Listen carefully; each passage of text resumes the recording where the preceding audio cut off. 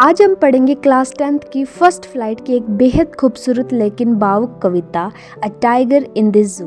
इस कविता के पोइट हैं लेज़ली नॉरिस। लॉरिस ने इस कविता में कहा है कि एक बाघ की पीड़ा को बताया है कि कैसे वो पिंजरे में कैद है और आज़ादी की दुनिया सिर्फ उसकी कल्पना में है।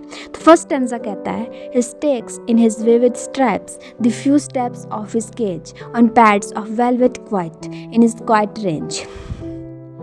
बाघ अपने चमकीले दारियों और शरीर के साथ पिंजरे के अंदर चुपचाप टहलता है। उसके पंजे रेशमी और मुलायम है, जिससे उसकी चाल बहुत शांत है, लेकिन उसके भीतर एक गुस्सा है, एक गहरी चुप्पी में छिपा हुआ गुस्सा। Stanza second, he should be lurking in shadow, sliding through long grass, near the waterhole where plump deer pass।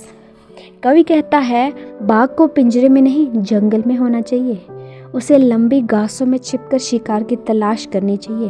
वह किसी तालाब के पास दुबक कर बैठा होता है, जहाँ से मोटे ताज़े हिरन गुजरते हैं। Stanza third, he should be snarling around houses at the jungle edge, baring his white fangs, his claws, terrorizing the village। कवि कल्पना करता है कि शायद बाघ जंगल के किनारे गांव के पास घूमता हो, अपने दांत और नाखून दिखाकर लोगों को डराता हो। ये उसकी असली जगह है, आज़ाद और ताकतवर। Stanza 4, but he's locked in a concrete cell, his strength behind bars, stalking the length of his cage, ignoring visitors। लेकिन हकीकत ये है कि वो बाघ एक पिंजरे में बंद है, सीमेंट की दीवारों में कैद। उसकी असली ताकत अब सलाखों के पीछे है और इधर उधर चुपचाप घूमता रहता है और चिड़ियाघर आए लोगों को नज़रअंदाज करता है। Stanza 5, he hears the lost voice at night, the patrolling cars, and stares with his brilliant eyes at the brilliant stars। रात को वह बाघ आखिरी आवाज़ सुनता है, शायद गार्ड की गाड़ी की।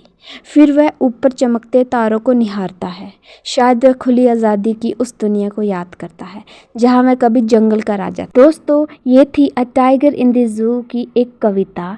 ये एक संदेश है कि हर जीव को उसकी आज़ादी चाहिए। बाघ जंगल का राजा है, उसे पिंजरे में नहीं, उसकी खुद की दुनिया में होना चाहिए। अगर आपको ये कविता समझ में आई हो और पसंद आई हो तो लाइक, शेयर और सब्सक्राइब ज़रूर करना, क्योंकि आपका एक सब्सक्राइब करना और लाइक करना हमें कॉन्फिडेंट देता है कि आपको और इस तरह की कविताएं और इंग्लिश की चैप्टर्स को एक्सप्लेन करने में हेल्प मिलते हैं। मिलते हैं अगली कविता में, तब तक के लिए पढ़ते रहो, सोचते रहो।